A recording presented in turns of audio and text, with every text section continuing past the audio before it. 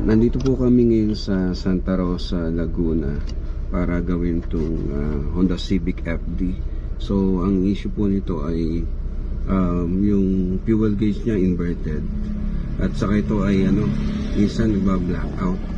So yan, hopefully kita to sa video. Medyo against the light kasi. So ayan yung niya, yung fuel gauge niya. So dito nagsimula. So dapat siya dito So ganyan yung reading niya. So baliktad siya. Then isa rin din sa mapapansin, medyo burned yung niya, yung sa speedometer, yung pin. So ayan. So ang gagawin namin dito, since may issue pa to ng blackout, so i-address na namin itong dalawang issue. Then pati yung ibang issues na lumalabas dito sa upper gauge, gagawin na rin namin para hindi na pabalik-balik sa paggawa nito. So yan, mamaya ikukuha na nuli namin ng video to para dun sa resulta. Pinabita po namin ngayon yung yung gauge after na repair. So yan na po yung result.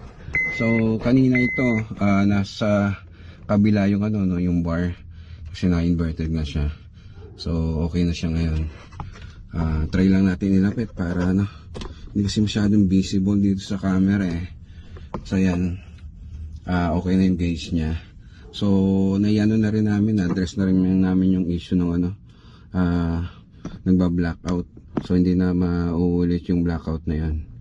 Ayan. Pati yung ibang problema nito, inayos na rin namin. Kanina kasi sarado yung nito yung film nito.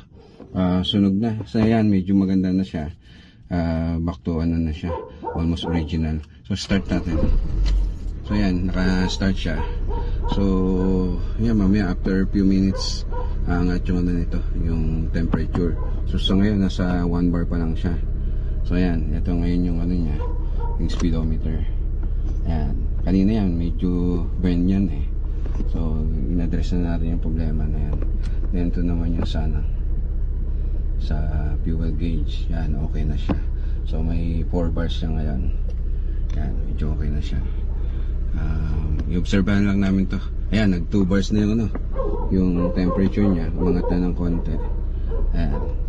So ipapatest drive natin to mamaya kay sir para makita yung speedometer, yung takbo niya.